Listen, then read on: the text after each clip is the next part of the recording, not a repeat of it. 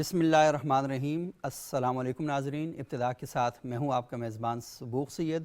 صبح بخیر ناظرین، آج ہم ایک بڑے اہم اور دلچسپ موضوع پر گفتگو کرنے جا رہے ہیں۔ آپ نے سوشل میڈیا پر اکثر دیکھا ہوگا کہ مناظرے کی ایک پوری روایت جو ہے وہ ہمارے سامنے ہے، اور مناظرہ کرتے ہیں عموماً جو ہم نے دیکھا وہ کسی مذہبی موضوع پر ہو رہا ہوتا ہے۔ اس میں دو فریق اپنا اپنا نقطہ نظر پیش کر رہے ہوتے ہیں۔ اچھا، یہ کوئی بری بات نہیں ہے، آپ کا حق ہے کہ آپ جس چیز کو ٹھیک سمجھتے ہیں اور اس چیز کا جو مخالف ہے اس کے ساتھ بیٹھیں، اس کے ساتھ بات کریں، اس سے کلام کریں۔ لیکن مناظرے میں کچھ ایسے مناظرے ہم نے دیکھے ہیں کہ ایک بندے نے ٹیبل پہ ٹوکا رکھا ہوا ہے، اس نے کہا میں تیری توڑ لا دیں گا، اس طرح کی گفتگو کر رہا ہوتا ہے، اور دوسرا گالم گلوچ کر رہے ہوتے ہیں، تیسرے اس پر حملہ آور ہو رہے ہوتے ہیں۔ میں نے ایک مناظرہ خود اپنی آنکھوں سے اپنے بچپن میں ایسا بھی دیکھا کہ مناظرہ ہو رہا تھا اور ابھی مناظرہ چل رہا ہے، تو ایک گروہ جو ہے وہ کیا کرتا ہے، اس نے بڑے بڑے اشتہار شہر میں لگانے شروع کر دی، الحمدللہ ہم مناظرہ جیت چکے ہیں۔ اچھا، ہم بچے تھے، ہمیں پتہ نہیں تھا کہ کس موضوع پہ مناظرہ ہو رہا ہے، کیا ہو رہا ہے، والد صاحب کے ساتھ گئے ہوئے تھے، تو شہر میں اشتہار لگنے شروع ہو گئے، مناظرہ اور مٹھائی تقسیم کی جا رہی ہے، الحمدللہ ہم جیت چکے ہیں، اور گاڑی ایک سوزوکی جو ہے اس کے اوپر ساؤنڈ سسٹم لگا ہوا ہے، اسپیکر بڑے بڑے، اور اس میں اناؤنسمنٹ کی جا رہی۔ ہم دوڑے دوڑے گئے کہ وہاں پر کیا منظر ہے، وہاں دیکھا مناظرہ چل رہا ہے اور باہر سارا یہ شور ہو رہا ہے، اور کس موضوع پر ہو رہا تھا؟ دین کے موضوع پر ہو رہا تھا، عقائد کے باب میں عبادات کے معاملات پر وہ مناظرہ ہو رہا تھا، اور یہ سارا ہو رہا ہے۔ تو اب لوگ سوچیں گے کہ بھائی یہ جو دین کے نام پر مناظرہ ہو رہا ہے، دین کی دعوت کے نام پر مناظرہ ہو رہا ہے، عقیدے کی بنیاد پر مناظرہ ہو رہا ہے، اس میں اتنا بڑا جھوٹ بولا جا رہا ہے، اور پھر گالم گلوچ کی جا رہی ہے، تشدد کو ہوا دی جا رہی ہے، ایک دوسرے کے خلاف گالم گلوچ کی جا رہی ہے۔ تو یہ بڑی اہم بات تھی جو سوشل میڈیا پر ہم آئے روز دیکھتے ہیں، اور آپ دیکھیں کہ 3 گھنٹے کے مناظرے ہیں اور ملین میں اس کے ویوز ہیں۔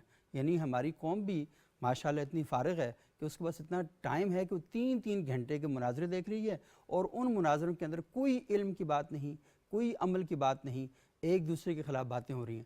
تو میں نے سوچا کہ اس مناظرے کو، کیونکہ ہمارے ہاں مذہبی نقطہ نظر رکھنے والے لوگ جو ہیں وہ کسی اور نظر سے دیکھتے ہیں، تو یہ اصل میں مناظرہ کیا برا ہے، یا ہم نے اس کو اپنے ہاتھ اور اپنی زبانیں ہلا ہلا کے برا کر دیا ہے؟ تو اس موضوع پر آج ہم گفتگو کرتے ہیں۔ ہمارے ساتھ موجود ہیں جناب علامہ مفتی سید ریاست حسین شاہ صاحب، جامعہ سلفیہ اسلام آباد میں شعبہ تدریس سے منسلک ہیں۔ بہت شکریہ مفتی صاحب، آپ یہاں تشریف لائے۔ ہمارے ساتھ دوسرے عالم دین ہیں جناب ڈاکٹر بشر علوی صاحب، چیئرمین ہیں ادراک انسٹیٹیوٹ کے۔ بہت شکریہ علوی صاحب، آپ یہاں تشریف لائے۔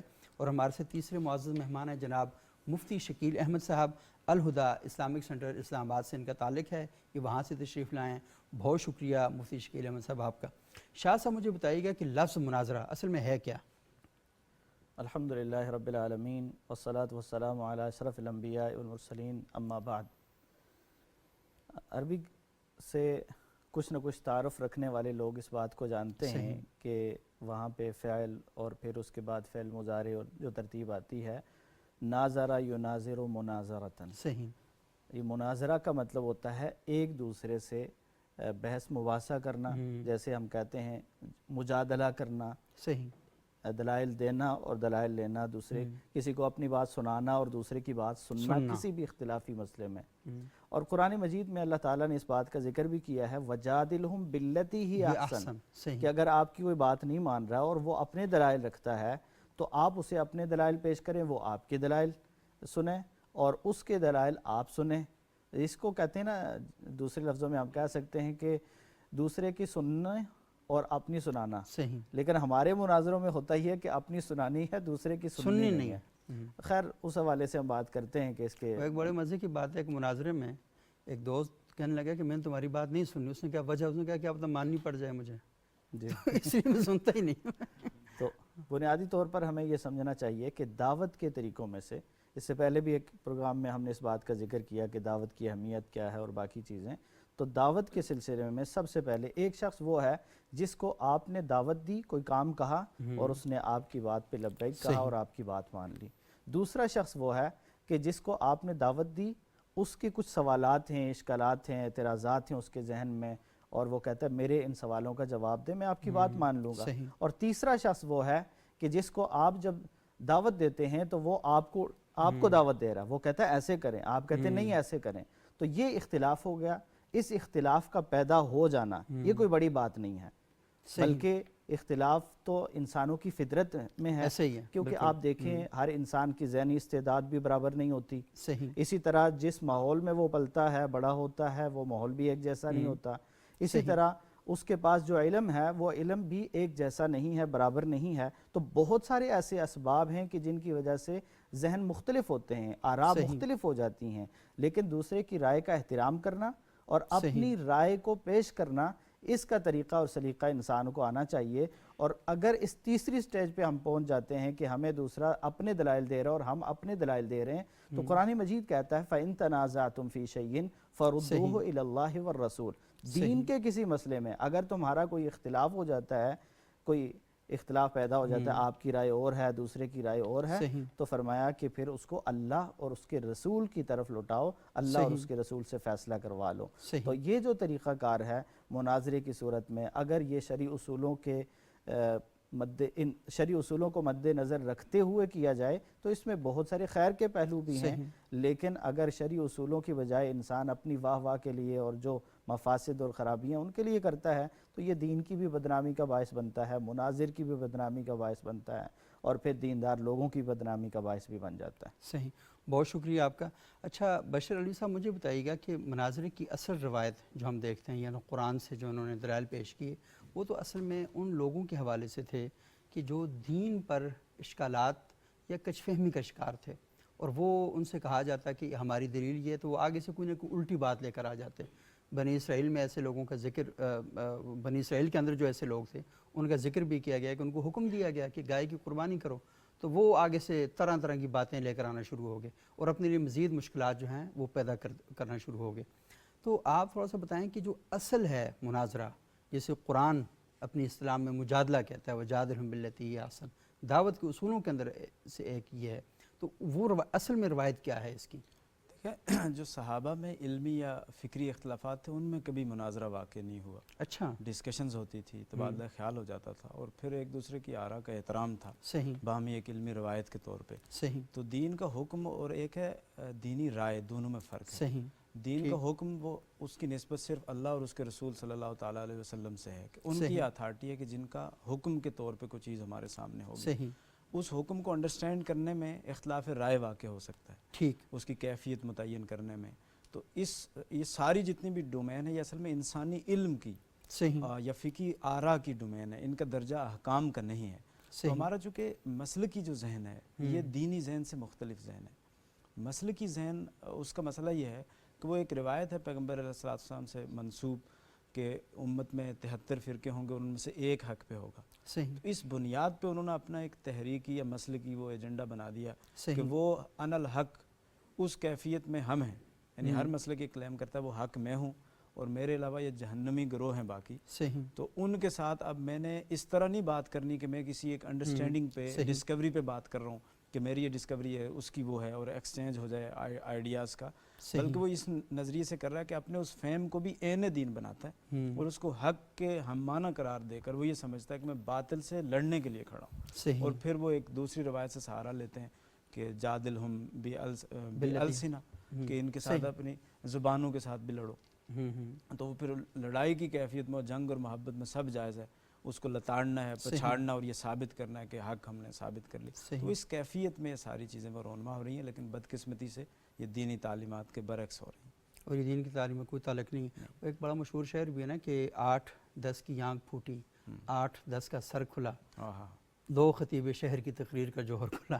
تو اب مسئلہ یہ ہے کہ وہ جو جب تک آپ وہ کریٹ نہیں کرتے ماحول نا، تو لوگ بھی اصل میں کہتے ہیں ان کو بھی چسکا ہے۔ لوگ یہ سمجھتے ہیں نا کہ مناظرے میں سے نہیں جاتے کہ حصول علم کا یہ کوئی مرکز ہے، 2 علماء بیٹھیں گے، ایک دوسرے کا احترام کریں گے اور اپنا اپنا جو ذہن ہے اس کو بیان کریں گے۔ اچھا میں بتاؤں اگر ایسا ہو بھی جائے نا، میں سوچتا ہوں کہ آج اگر ہم کہیں کہ اس موضوع پر 2 سنجیدہ علماء ہیں وہ بیٹھ کر گفتگو کریں گے، آپ لوگ بھی نہیں آئیں گے، لوگ انہی کو دیکھنے کے لیے آئیں گے۔ ان کے لیے مذہبی نعوذ باللہ یہ انٹرٹینمنٹ بن چکی ہے، ایسا ہی کہ مذہب ہمارے یہاں نا لڑائیاں دیکھنا چاہتی ہے، کبھی کتے لڑاتی ہے، کبھی مرغے لڑاتی ہے، کبھی 2 مولوی لڑاتے ہیں۔ ایسے ہی ہے، ایسے ہی ہے۔ ٹی وی پر بھی ہم یہی کر رہے ہوتے ہیں، سیاستدانوں کو آپس میں لڑا دیا۔ ان کی لڑائی کے اصول بھی وہی ہیں جو جیسے انہوں نے تعبیر اختیار کی نا، یعنی جانوروں کو لڑانے کے جو اصول ہیں، پہلے ویٹ کرو، ایسے ہی دیکھو کہ برابر ہیں. باقاعدہ یہ بھی ہوتا ہے کہ پولیس والا بھی ہونا چاہیے تاکہ یہ نہ ہاں مناظرے کے اندر پہلے آپ یہ لوگ لڑ پڑے نا. ہاں کہ علمی جھگڑا نہیں ہوتا وہ پھر اس میں چلا جاتا ہے. اچھا مفتی شکیل صاحب، یہ ہم یہ دیکھتے ہیں کہ ہمارے ہاں بھی اچھا پہلے ایک دور میں مناظروں کی جو روایت تھی، میں نے بہت سے علماء سے سنا، اپنے والد صاحب سے اور کئی لوگوں سے، کہ وہاں پر مناظرے ہوتے تھے، ٹھیک ہے تھوڑی بہت اس طرح کی باتیں بیچ میں ہو جاتی تھیں، لیکن یہ ماحول نہیں بنتا تھا. یعنی بڑے بڑے علماء ہیں مناظرے کرتے تھے، لیکن ایک دوسرے سے نقطہ نظر سے اختلافات کے باوجود ایک دوسرے کا احترام جو تھا وہ موجود رہتا تھا. مجھے مولانا محمد احمد لاہوری صاحب علیہ رحمہ کا واقعہ ہے کہ ان کے پاس داؤد غزنوی، جی اور مولانا داؤد غزنوی صاحب، داؤد غزنوی صاحب، ہاں وہ آئے. اب دونوں کے درمیان غزنوی صاحب مکتب اہل حدیث سے تعلق رکھتے ہیں اور لاہوری صاحب مکتب دیوبند سے تعلق رکھتے ہیں. تو لاہوری صاحب نے کہا کہ آج غزنوی صاحب آئیں گے، نماز ہمارے ساتھ پڑھیں گے، کھانا بھی کھانا ہے. تو آپ سمجھیں گے احترام پیار، یہ نہیں کہ میں 14 سال پہلے کا قصہ سنا رہا ہوں، اس صدی کے علماء ہیں، یہ 50-60 سال پہلے کی بات ہے. تو وہ آئے تو جب انہوں نے کہا، لاہوری صاحب نے اپنے جو متعلقین ہیں ان سے کہا کہ ان کے ہاں آمین بالجہر کیا جاتا ہے، تو آپ نے تھوڑا سا ان کا خیال رکھنا ہے ان کے احترام میں. کوئی نہیں، اللہ کے رسول نے بھی کیا ہے تو آپ نے آمین بالجہر کرنی ہے. وہ کہتے ہیں کہ ان کو تجربہ نہیں تھا کہ آمین بالجہر ہے تو کتنی جہر ہونی، کتنی اونچی آواز ہونی چاہیے. وہ کہتے ہیں کہ وہ جب آئے وہاں پہ نماز ہوئی تو وہ جو حنفی تھے انہوں نے اتنی اونچی آواز سے آمین بالجہر کہا کہ وہ جو سلفی اسکول آف تھاٹ کے لوگ تھے انہوں نے کہا اتنا اونچا تو ہم بھی نہیں کہتے بھائی. تو آپس میں جو احترام ہے وہ اس طرح کا موجود ہے. اچھا مناظرے بھی ہو رہے ہیں، ایک دوسرے کو وہ سمجھتے ہیں کہ ہاں یہ نقطہ نظر ٹھیک نہیں ہے، لیکن اس کے باوجود ایک دوسرے کے احترام میں انہوں نے اس کو کوئی جنگ کا موضوع نہیں بنایا. لیکن ابھی ہم دیکھ رہے ہیں کہ انہی مکاتب فکر کے جو ترجمان اور نمائندہ علماء ہیں انہی مسئلوں پر ایک دوسرے کی تکفیر بھی کر رہے ہیں، ایک دوسرے کے خلاف اشتہارات لگائے جاتے ہیں مساجد کے اندر. تو یہ جو نقطہ نظر ہے، ہم کیسے اپنے لوگوں کی رہنمائی کریں کہ یہ کوئی کفر اسلام کی جنگ نہیں ہے، یہ چھوٹے سے جزوی اختلافات ہیں اور اس کے اندر جو مناظرہ اور یہ ساری چیزیں پیدا کی جا رہی ہیں اس کا بھی حاصل وصول کچھ نہیں ہے. جی بسم اللہ الرحمن الرحیم. یہ سوال بڑا آپ کا اہم ہے. بات یہ ہے کہ یہ جو علم مناظرہ ہے، تو علم مناظرہ پہ جو کتابیں لکھی گئی ہیں تو اس کے اندر اس کی جہاں تعریف کی گئی ہے، پھر اس کے بعد اس کا حکم ذکر کیا گیا ہے، پھر اس کے بعد اس کے آداب ذکر کیے گئے ہیں. جو آداب ذکر کیے گئے ہیں ان میں سے سب سے پہلا ادب یہ ذکر کیا گیا کہ مناظرہ جو ہے یہ نظیر سے ہے، اور نظیر کا معنی ہوتا ہے برابر، ایک دوسرے کی مثل. تو ایسے آدمی سے مناظرہ کرنا چاہیے جو کم سے کم آپ کے علم کے برابر کا ہو. دوسری بات جو ذکر کی گئی ہے وہ یہ ہے کہ تلخ کلامی اور بدگوئی نہ ہو. یہی الفاظ جو میں نے یہ کتاب کے اندر باقاعدہ لکھے ہیں وہی میں آپ کے سامنے پیش کر رہا ہوں. تیسری جو چیز ذکر کی گئی ہے وہ یہ ہے کہ اس کے اندر ہنسی مذاق نہ ہو، سنجیدہ انداز جو اختیار کیا جائے. چوتھی جو چیز بات ذکر کی گئی ہے وہ یہ ہے کہ اس کے اندر کوئی نادر اور ایسے الفاظ ذکر نہ کیے جائیں جو لوگوں کی عام فہم سے ہی باہر ہوں. پانچویں بات آپ بھی سمجھے گی عجیب ہے، آج کا مناظرہ اور اس مناظرے میں بڑا فرق ہے، وہ یہ ہے کہ اپنے مد مقابل کو حقیر نہ سمجھا جائے. یہ باقاعدہ اس کے اندر جو آداب ہیں وہ ذکر کیے گئے. تو اس کے علاوہ اور بھی، یہ تو میں نے آپ نے اس موضوع کے اعتبار سے یہ 5 چیزیں ذکر کی ہیں. ٹھیک ہے. علامہ شامی رحمۃ اللہ نے ارد المختار کے اندر جو ان کی معروف کتاب ہے تو اس کے اندر یہ ذکر کیا کہ اس کا حکم کیا ہے. تو علامہ شامی نے لکھا کہ المناظرۃ لنصرت الحق کی عبادہ، کہ اگر آپ حق بات کی نصرت کے لیے اگر آپ مناظرہ کرتے ہیں تو یہ یہ عبادت ہے. وَلِأَحَدِ ثَلَاثٍ حَرَامٌ، اور 3 اگر باتیں ہیں اور 3 باتوں کی وجہ سے یہ مناظرہ کرنا حرام ہے.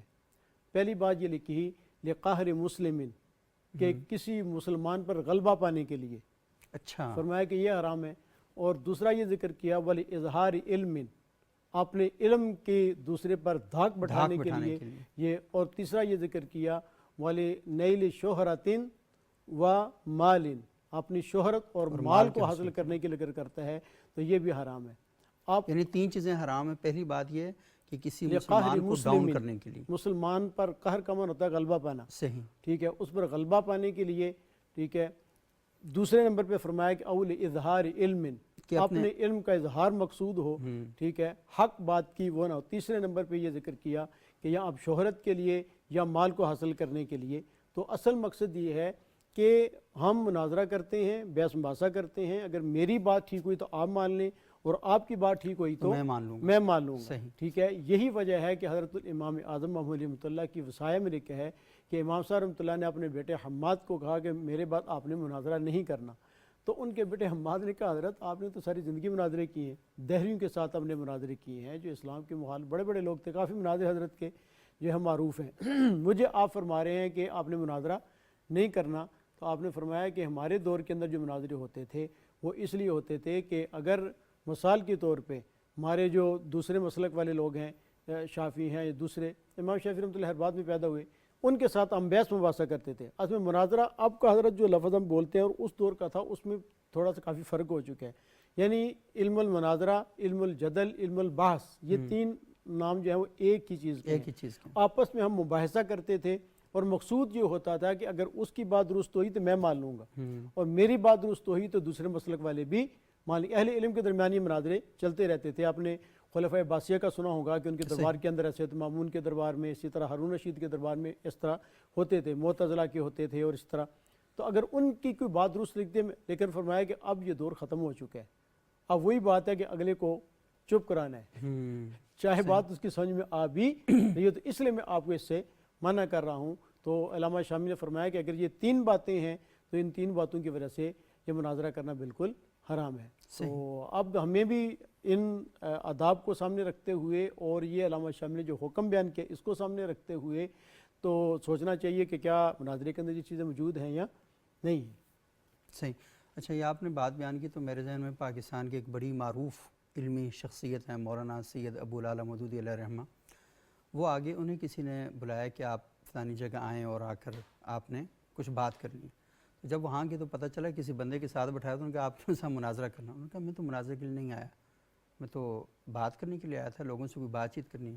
تو انہوں نے کہا جی وہ تو سب لوگوں کو پتہ چل گیا۔ انہوں نے کہا بے شک پتہ چل جائے، میں اس کام کے لیے آیا ہی نہیں ہوں، تو کیوں آپ نے، اور نہ ہی آپ نے مجھے اس بات کے لیے دعوت دی ہے، تو میں تو یہ نہیں کروں گا۔ انہوں نے کہا جی وہ سب لوگ کہیں گے کہ مولانا مودودی کے پاس علم نہیں ہے۔ انہوں نے کہا بے شک پتہ چل جائے، مجھے سے کوئی فرق نہیں پڑتا، لیکن جو کمٹمنٹ آپ نے کی ہے تو وہ، اور دوسری بات ہے کہ میرا کام ہے دین کی دعوت دینا، جسے میں ٹھیک سمجھتا ہوں میں بیان کرتا ہوں، جس بات کو لوگ کہتے ہیں کہ ہاں یہ ٹھیک نہیں ہے تو میں اس سے کوشش کرتا ہوں رجوع کر لوں یا مزید غور و فکر کرتا ہوں۔ اختلافات ہو سکتے ہیں، مولانا مودودی صاحب کے ساتھ بھی بے شمار لوگوں کے اختلافات ہیں اور یہ ان کا حق ہے کہ وہ کریں۔ تھوڑا سا کیونکہ ابھی مفتی صاحب نے بہت ہی تفصیل سے بات بتائی اور میرے لیے تو بہت ہی حیران کن تھا کہ شامی صاحب نے جو ایک طرح سمجھ لیں کہ نصیحت کی ہے کہ آپ نے مناظرہ کرتے ہوئے ان چیزوں کا خیال رکھنا ہے، اور آپ نے اس پر نہیں ہے تو اس کا مطلب ہے کہ حرام کام کر رہے ہیں۔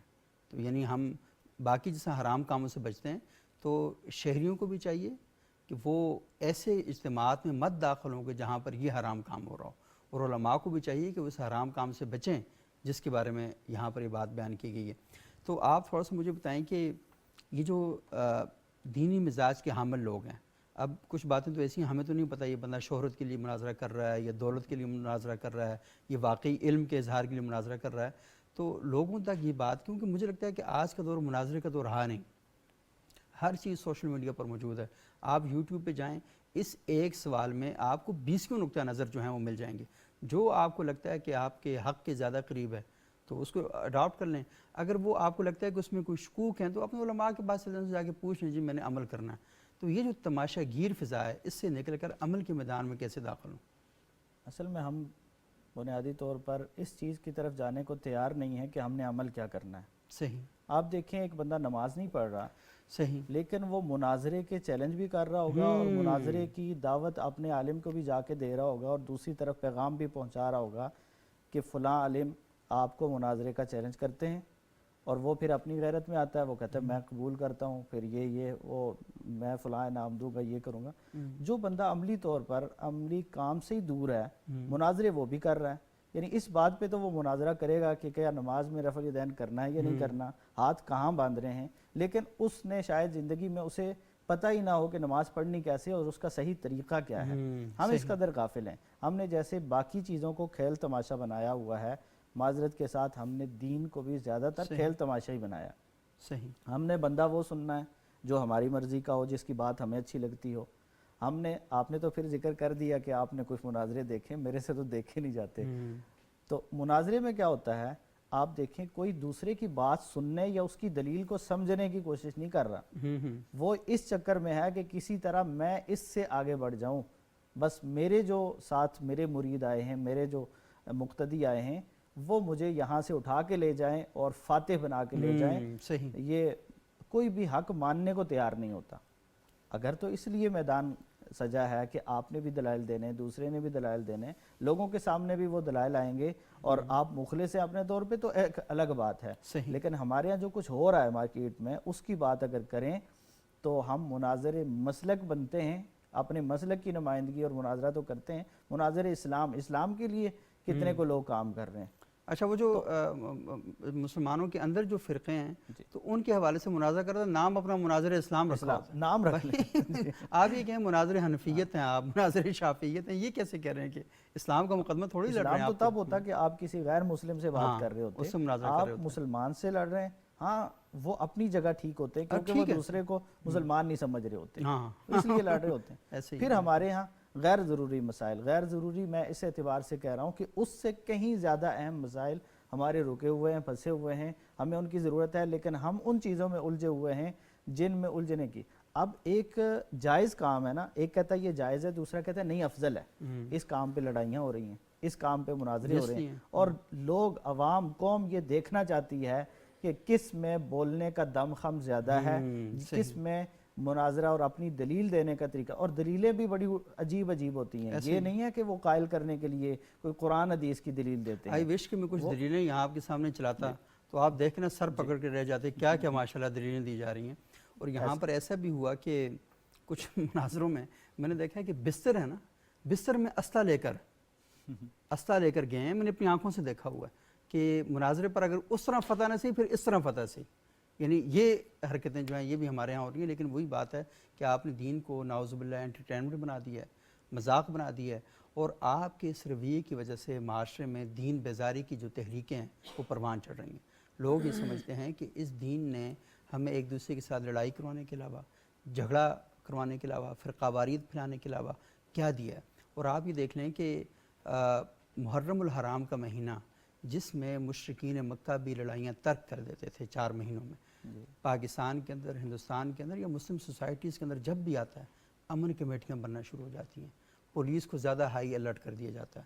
اور وجہ کیا ہے کہ جس کا احترام مشرکین مکہ کرتے تھے اس مہینے کا احترام ہمارے ہاں نہیں ہوتا، اور اس کی وجہ یہ ہے کہ ان مہینوں کے اندر وہ جو مناظرانہ اور یہ جو کیفیات ہیں یہ زیادہ طاری ہو جاتی ہیں، فرقہ واریت کود کر ہمارے معاشروں کے اندر آ رہی ہوتی ہے اور پرابلم جو ہیں وہ کریٹ ہو رہے ہوتے ہیں۔ اس میں اگر یہ ایک چھوٹی سی مختصر سی بات عرض کروں گا کہ جس آدمی یا جس عالم کا مقصد بڑا ہو، اس کا دماغ عالی ہو، صحیح، اس کے رویے، اس کے مزاج کے اندر بھی دوسروں کی بنسبت وسعت پائی جاتی ہے، اور اس کے جوابات کے اندر بھی بڑی وسعت پائی جاتی ہے، اور جو اپنے ایک محدود دائرے کے اندر ہو اس کی سوچ بھی محدود ہوتی ہے، اس کا جواب بھی ایسے ہی محدود ہوتا ہے۔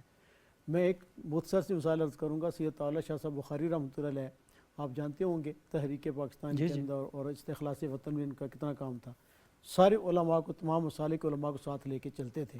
تو ان نے کسی سے پوچھا کہ شاہ جی یہ مردے سنتے ہیں یا نہیں سنتے؟ اس پہ کہ اگر آپ مطلب ہے کہ فیس بک یا کھول کے دیکھیں گے تو شاہ جی نے فرمایا کہ ساڑی تو زندے بھی نہیں سن رہے۔ مطلب عام لوگوں کو نا سمجھانے کے کہ ان کی ضرورت نہیں ہے، عام لوگوں کو۔ جلسے میں پوچھا تھا، جلسے میں ان سے سوال کیا تھا کہ شاہ صاحب یہ بتائیں کہ مردے سنتے ہیں نہیں سنتے؟ انہوں نے کہا ہماری تو زندے نہیں سنتے، کیا بات کر رہے ہیں آپ؟ صحیح۔ تو مطلب ہے کہ ایک وہ تھا کہ شاہ جی خود مطلب دلائل دینے لگ جاتے تو آپ کچھ ادھر ہو جاتے، کچھ لوگ ادھر ہو جاتے، تو تنافر پیدا ہوتا۔ لیکن شاہ جی کا مقصد عالم کا جو ہاتھ ہوتا ہے وہ معاشرے کی نبض پہ ہوتا ہے، وہ سمجھتا ہے کہ کون سی بات کہاں پر کرنی ہے۔ شاہ جی حضرت دماغوں کے ساتھ کھیلتے تھے، اور اگر دلائل دینے لگ گئے تو دلائل بھی دے سکتے تھے، لیکن انہیں پتا تھا کہ جس مقصد کے لیے، جس بڑے کاز کے لیے میں کام کر رہا ہوں، اس کے لیے پھر اتحاد باقی نہیں رہے گا۔ صحیح، بالکل۔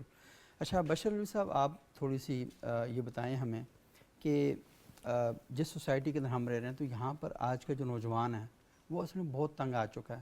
آپ یہ دیکھ رہے ہیں کہ یہاں پر بھی علماء ہیں اور جو لوگوں کی طرف سے سوالات ان سے کیے جاتے ہیں۔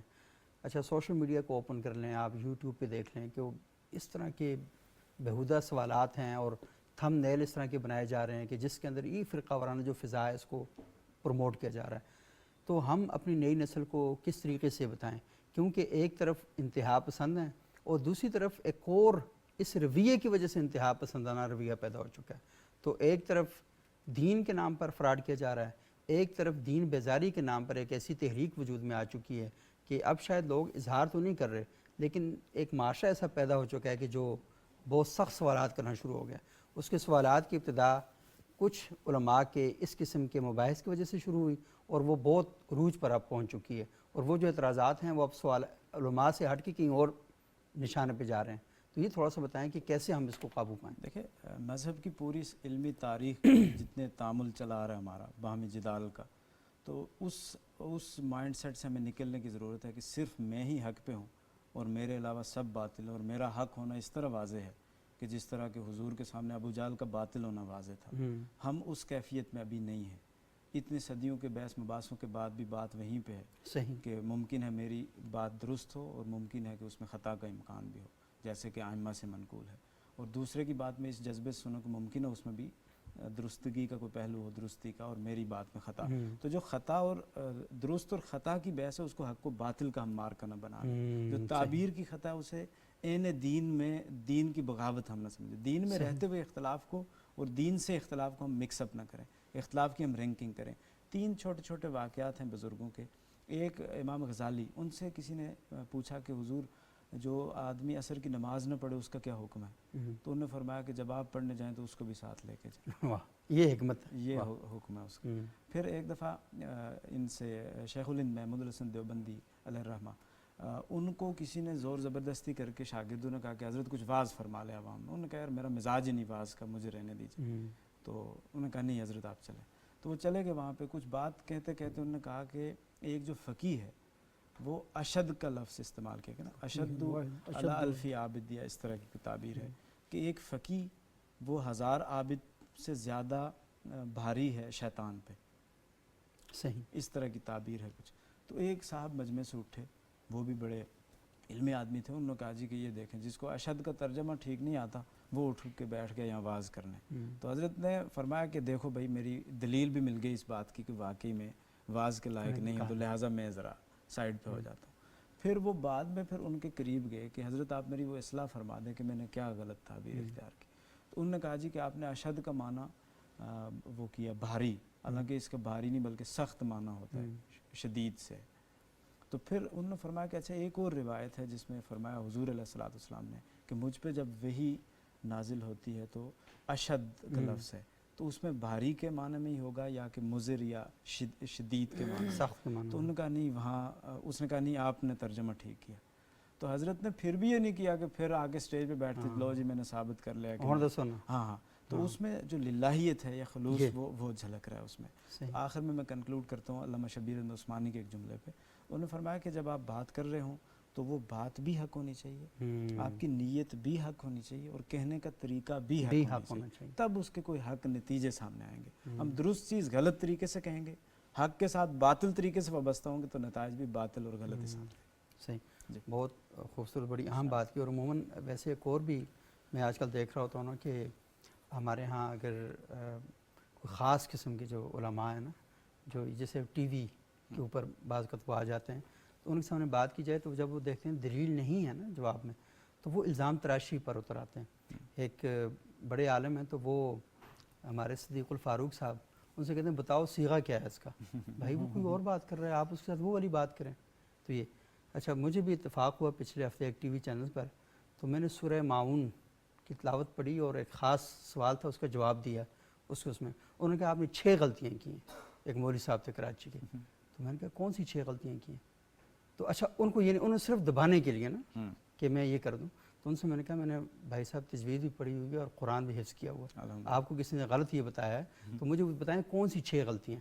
تو میں پروگرام کے آخر تک وہ جو کام میرے ساتھ کرنا چاہ رہے تھے نا, پھر مجھے مجبوراً ان کے ساتھ کرنا پڑا. میں کہ وہ 6 غلطیاں مجھے بتائیں آپ, وہ کون سی؟ کہتے ہیں سورہ ماعون دوبارہ. میں نے کہا مجھے پورا یقین ہے آپ کو خود بھی نہیں آتی سورہ ماعون. تو اب یہ دیکھنا ایسا ماحول کریٹ کر دینا کہ آپ کے پاس اگر سوال کا جواب نہیں ہے تو آپ آرام سے کہتے ہیں بھائی اچھا میری بات غلط ہو سکتی ہے, میں کہتا ہوں 100% غلط ہو سکتی ہے, اور میں اس سٹیج پر بھی نہیں ہوں کہ آپ کے ساتھ یہ کروں, میں تو صرف ایک مسئلے پر بات کر رہا ہوں, تو آپ اس مسئلے کا جواب دیں. لیکن یہ والی بات کرنا کہ دبانے کی کوشش کرنا نا کہ آپ نے پڑھی غلط ہے، آپ نے یہ کیا ہے. تو پھر جب بعد میں ان کو کچھ لوگوں نے بتایا کہ بھائی آپ نے غلط ان کو پر اعتراض کیا ہے نا، تو میں نے کہا وہ ریکارڈنگ نکالنے جب میں نے پڑھی ہے تو اب میں بار بار پوچھنا کہ آپ دوبارہ پڑھیں. وہ بعد میں پتہ چلا وہ خود قرآن کی 2 آیات جو تھی پروگرام میں غلط پڑھ کے چلے گئے تھے، مطلب تجوید کے حوالے سے. تو یہ مطلب عجیب سا وہ طریقہ ہے نا کہ دبانے کے لیے اس طرح کا ماحول کریٹ کر دینا. تو مجھ سے تھوڑا سا یہ بتائیں. وہ بھائی وہی ہو گیا نا، فبہت الذی کفر تھا، تو یہاں پھر آپ نے یہ کہا کفات بہا من المغرب، تو آپ نے کہا کہ آپ بھی پڑھ کے دکھائیں. ہاں فبہت الذی کفر تو ناسی، لیکن فبہت الذی من انکر تو ہو گیا. عوام کے لیے ایک امام احمد بن حنبل کی ایک نصیحت آ گئی یاد. انہوں نے فرمایا کہ علماء سے علم لو، غیبت نہ لو. واہ بہت خوب، بہت یعنی علماء میں بھی حسد پیدا ہو سکتا ایسے ہے، ہی باہمی ہوتا ہے، پروفیشن میں ایک دوسرے سے ایسے ہوتے ہی ہیں ایشوز، مسالک میں رکاوٹیں پیدا ہو جاتی ہیں. تو اس میں آپ کوئی علمی ایکسپرٹ کو بات کر رہے ہو آپ لے لیں. صحیح. آپ کسی عالم کو اس طرح نہ سنیں کہ اس کو میں نے ایمان لانا ہے اس کی بات پر. تو یہ ذہن عوام کو بھی تھوڑا سیاںا ہو جانا چاہیے. عوام کو سیاںا ہونا چاہیے. دوسری بات یہ ہے کہ میرا خیال کیا قرآن کی آیت ہے کہ لقد کان لکم فی رسول اللہ اسوۃ حسنہ. اللہ کے رسول کی جو زندگی ہے نا، ہمیں اس کے بارے میں حکم ہے کہ وہ جو ہے نا وہ قابل عمل نمونہ ہے. تو ہر عمل کے اندر یہ دیکھنا چاہیے کہ رسول اللہ صلی اللہ علیہ وسلم کا طریقہ کیا تھا. اور پھر فرمایا کہ علیکم بسنتی و سنت الخلفاء الراشدین، کہ اللہ کے رسول کی سنت ہے اور پھر اللہ کے رسول کے جو خلفاء ہیں یعنی جو ان کے بعد آئے ہیں اس دنیا میں، تو ان کی جو زندگی ہے وہ قابل عمل نمونہ ہے. تو ہمیں میرا خیال ہے کہ وہاں تک اپنے آپ کو محدود کرنا چاہیے. اور ہم آج جب بیان کریں نا کہ اللہ کے رسول نے یہ فرمایا، قرآن میں یہ آیا ہے، تو وہاں جا کے دیکھ لینا چاہیے اور اسی کے وہیں تک ہی رہنا چاہیے. ہم علماء کے پابند نہیں ہیں کہ علماء کی اتباع کریں. علماء یہی بتاتے ہیں کہ اتباع رسول کرنی ہے اور اتباع اللہ کی اتباع کرنی، تو وہاں تک اپنے آپ کو محدود رکھنا چاہیے. جی مفتی صاحب آخر میں کیا کہیں گے آپ؟ میں حضرت اس حوالے سے جو سب سے زیادہ جس کو موجودہ دور کے اندر فساد کا ذمہ دار قرار دیتا ہوں، فساد کا ہی نہیں ہے بلکہ فحاشی اور عریانی کی حد تک وہ ہمارا سوشل میڈیا ہے. اور یہ سوشل میڈیا ہے ہی بڑا بے لگام ہے. اور سب سے زیادہ جو لوگ عوام جس کو دیکھ رہے ہیں وہ ہے سوشل میڈیا. تو اس لیے ہمارے جو پی ٹی اے والے ہیں، پاکستان ٹیلیکم اتھارٹی والے، تو ان سے میری گزارش ہے، یا پیمرا وغیرہ البن اس پہ پابندی لگاتے ہیں، تو ان کے کچھ قوانین بھی ایسے ہیں کہ یہ جو فحش تصاویر ہیں یا فحش ویڈیوز ہیں جس کی وجہ سے ہمارے بچے بھی مطلب ہے کہ خراب ہو رہے ہیں، ان پہ بھی پابندی لگائیں. اور سوشل میڈیا کے اوپر یہ جو فیس بک ہو گیا یا یوٹیوب ہو گیا، اس کے اندر یہ جو مناظرے اور مجادلے اس طرح کی چیزیں ہیں، اس پر بھی جو ہے پابندی لگانی چاہیے. تیسرے نمبر پہ وہ علماء جو اس طرح کے مطلب ہے کہ بیانات جاری کرتے ہیں اور ایک اشتعال انگیزی والے جو ہوتے ہیں، تو اس کا بھی سدباب کرنا چاہیے. اور معاشرے کے اندر جو مصلح قسم کے ہر مسئلے کے ہیں، جو صلح مطلب ہے چاہتے ہیں، آپس کے اندر محبت اور آشتی جو ہے وہ چاہتے ہیں، جیسے لاہوری رحمۃ اللہ کا واقعہ آپ نے ذکر کیا، مولانا داؤد غزنوی صاحب رحمۃ اللہ کا واقعہ آپ نے ذکر کیا، اس طرح کے لوگ جو ہیں وہ ہر معاشرے کے اندر موجود ہیں. صحیح. اور یہ جو حضرت ہر معاشرے کے اندر ہر مسئلے کے بڑے جو علماء ہیں وہ خود بھی چاہتے ہیں کہ یہ فضا ختم ہو، لیکن بات یہ ہے کہ ان کی نہیں چلتی اور نیچے والوں کی زیادہ چلتی ہے. تو ایک ایسا تھنک ٹینک تو نہیں میں کہوں گا، لیکن ایک ایسے ہی مطلب ہے کہ تمام مسائل کے علماء کا بورڈ ہے، علماء بورڈ، لیکن اس خاص مقصد کے لیے بنایا جائے کہ کس طریقے سے ہمارے اندر سے یہ چیز ختم ہو. ٹھیک ہے، ہر آدمی اپنے مسلک پہ عمل تو کرے، لیکن دوسرے مسلک پہ جو بیجا تنقید ہے یا ممبر و محراب پہ جو شدت پسندی ہے، اس کو جو ہم کنٹرول کرنے جو ہے وہ کوشش کریں. چاہے اس کے لیے ہمیں کوئی قانون بنانا پڑے علماء کو بٹھا کر، تاکہ بعد میں پھر وہی علماء یہ نہ کہ ہمیں پوچھا تک نہیں، تو ان کو ساتھ رکھ کے درس علماء اور دوسری طرف سے حکومت، یہ سارے مل بیٹھ کر ایک ایسا لاہے عمل تیار کریں کہ جس کی وجہ سے ہمارے معاشرے کے اندر یہ چیزیں یہ پیدا ہو رہی ہیں، یہ چیز پیدا نہ ہو. یہ ختم. اچھا یہ بڑی امپورٹنٹ بات آپ نے کی، لیکن ایک جو پہلی بات آپ نے کی نا، پابندی لگا دینی چاہیے. میرا خیال ہے کہ پابندیاں اور ناکابندیاں ان سے مسائل حل نہیں ہوتے. اور پابندی لگانے سے کیا ہوگا، وہ کسی اور فورم پہ چلا جائے گا. یہ جو سائبر سپیسز ہیں نا، انہیں آپ ختم نہیں کر سکتے. اصل چیز یہ ہے کہ ٹھیک لوگوں کو وہاں پر اپنا نام اور مقام بنانا چاہیے، اور ان لوگوں کو ان سپیسز پر متحرک ہونا چاہیے، تاکہ لوگوں کو پتہ چلے کہ یہ جو شخص بات کر رہا ہے یہ بات درست نہیں ہے، اور ٹھیک بات کرنے والے علماء بھی موجود ہیں، تاکہ وہ اس چیز کو آگے لیں. کیونکہ کتابوں پر پابندیاں لگانے سے کیا ہوگا، خفیہ چھپنا شروع ہو جائیں گی. جو چیز جس پر آپ پابندی لگا دیتے ہیں وہ بلیک میں زیادہ مہنگے ریٹ پر آنا شروع ہو جاتی ہے. تو پابندی حل نہیں ہے، ڈائلاگ حل ہے. بات چیت کی جائے، اور جو سنجیدہ لوگ ہیں وہ آئیں بات چیت کریں. آپ نے دیکھا کہ عموماً ہمارے ہاں یہ کہا جاتا ہے نا، وہ دیکھیں جی سارے لوگ ایک جگہ نماز پڑھنا شروع کر دیں. اچھا ایک جگہ نماز ہوتی بھی ہے، مسجد الحرام میں نہیں ہوتی، مسجد نبوی میں نہیں ہوتی. ایک امام ہوتا ہے، پیچھے شیعہ سنی دیوبندی بریلوی حنفی شافعی مالکی سارے کھڑے ہوتے ہیں. کیا مسئلہ حل ہو گیا؟ تو ایک جگہ نماز پڑھنے سے مسئلہ حل نہیں ہوتا. اچھا نماز پڑھ بھی لیں، کیونکہ متحدہ مجلس عمل کے دور میں آپ دیکھ لیں، اتحاد تنظیمات مدارس میں آپ دیکھ لیں، ایک جگہ نمازیں پڑھی ہیں، فساد پھر بھی ختم نہیں ہو رہا. مسئلہ اصل میں یہ ہے کہ سماجی سطح پر جو پرابلم ہے، آپ کو اگر آپ کا رائٹ ہے جی آپ سمجھتے ہیں میرے پیچھے نماز میں تو نہ پڑھیں آپ کا، اس میں کون سی ہے، لیکن میرا آپ سے رویہ تو ٹھیک ہونا چاہیے. تو علماء اگر ایک دوسرے کے مدارس میں جائیں، ایک دوسرے کے ساتھ مل بیٹھیں، لوگوں کے سامنے وہ تصویر جانی چاہیے کہ پاکستان کے جو جید مفتیان کرام ہیں ایک دوسرے کے مسالک کے ہاں آتے جاتے بھی ہیں، اور بھلے وہاں پر جا کر ایک دوسرے کے سامنے وہ بات کریں جو اختلافی موضوعات ہیں، لیکن شائستہ طریقے سے وہ کریں تاکہ لوگوں کو پتہ چلے کہ یہ جو ادب الاختلاف ہے وہ کیا ہے، یہ جو علم الاختلاف ہے وہ کیا ہے. تو جب یہ چیزیں آپس میں کریں گے تو چیزیں بہتر ہونا شروع ہو جائے گی. ہمارے کئی پلیٹ فارم ایسے ہیں، اسلامی نظریاتی کونسل کا پلیٹ فارم ہے دیگر، تو وہاں پر بھی دیکھنا چاہیے کہ جن لوگوں کو آپ وہاں ممبر بنائیں ان کے مکاتب فکر کے ہاں علمی تشخص کیا ہے، ان کی ان موضوعات کے اندر کتنی گرفت ہے اور کتنی گرپ پائی جاتی ہے. تو اگر یہ ساری چیزیں آپ کرنا شروع کریں گے تو معاشرہ بہتر بھی ہوگا. آپ دیکھ لیں کہ ہمارے ہاں شادی بیاہ کی تقاریب ہوتی ہیں، تو شادی بیاہ کی تقریب میں تمام مسالے کے لوگ آئے ہوتے ہیں، رشتہ داری برادری میں سب لوگ آئے ہوتے ہیں، لیکن جب معاملہ دین کی طرف جاتا ہے تو مسجدیں رو رو کر یہ کہہ رہی ہوتی ہیں کہ یہاں لوگ اکٹھے نہیں ہوتے، سینما ہال میں اکٹھے ہو جاتے ہیں، بازار میں اکٹھے ہو جاتے ہیں اور ایسی جگہوں پر اکٹھے ہو جاتے ہیں. لیکن اللہ کا گھر جس نے وحدت کی طرف بلانا تھا وہ اتنی نعوذ باللہ اس حوالے سے ان کو ویران کر دیا گیا ہے کہ وہاں پر خاص نقطہ نظر کے لوگ ہوں گے تو داخل ہو سکیں گے، نہیں ہیں تو پھر نہیں داخل ہو سکتے. تو یہ جو چیز ہے میں سمجھتا ہوں کہ شاید اس سے پروموٹ کرنے کی زیادہ ضرورت ہے. وہی کہتے ہیں نا کہ کچھ وہ کھچے سے رہے، کچھ ہم کھچے سے، اسی کش میں ٹوٹ گیا رشتہ چاہ کا. واہ، راہ پہ تو لے آئے ہیں باتوں میں، کچھ اور کھل جائیں گے دو چار ملاقاتوں میں. ملاقاتوں اور یہ ملاقاتیں جاری رہنی چاہیے. بہت بہت شکریہ مفتی شکیل صاحب، ڈاکٹر بشر علی صاحب، جناب مفتی سید ریاست حسین شاہ صاحب. ناظرین یہاں پر ایک چھوٹا سا وقفہ لیں گے، وقفے کے بعد دوبارہ آپ کی خدمت میں حاضر ہوتے ہیں.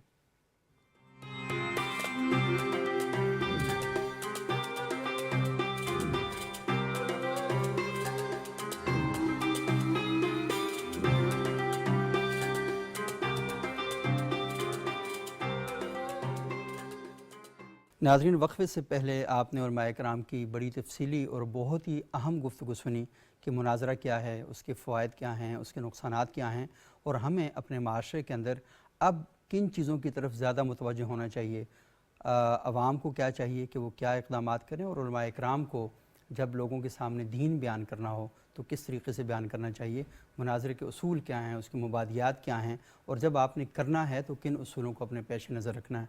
ہمارے ساتھ وقفے میں ہمیں جوائن کیا ہے خواجہ احسن فیاض صاحب نے. بارگاہ سید الکونین حضرت محمد مصطفیٰ صلی اللہ علیہ وآلہ وسلم کے حضور ہدیہ نعت پیش کریں گے، اور ان کی نعت کے ساتھ ہی ہمارے پروگرام کا اختتام ہو جائے گا. بہت شکریہ، اللہ حافظ. جی خواجہ صاحب. کرم آج بالائے بام آ گیا ہے، کرم آج بالائے، کرم آج بالائے بام آ گیا ہے، زباں پر محمد کا نام آ گیا ہے،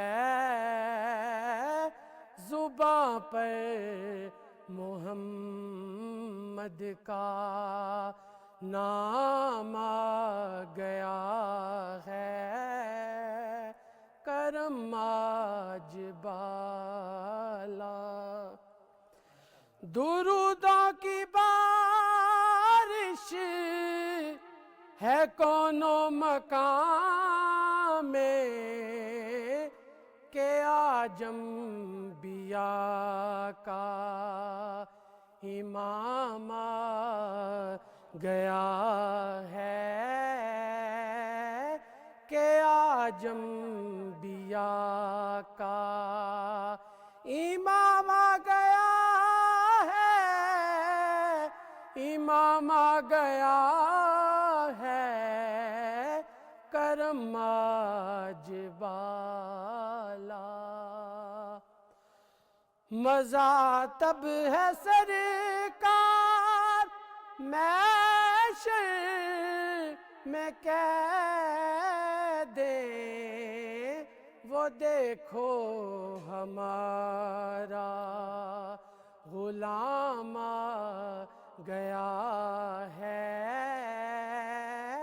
وہ دیکھو ہمارا غلام آ گیا ہے، کرم آج بالا۔ میرے پاس کچھ بھی نہ تھا روز محشر، نبی کا وسیلہ ہی کام آ گیا ہے، نبی کا وسیلہ ہی کام آ گیا ہے،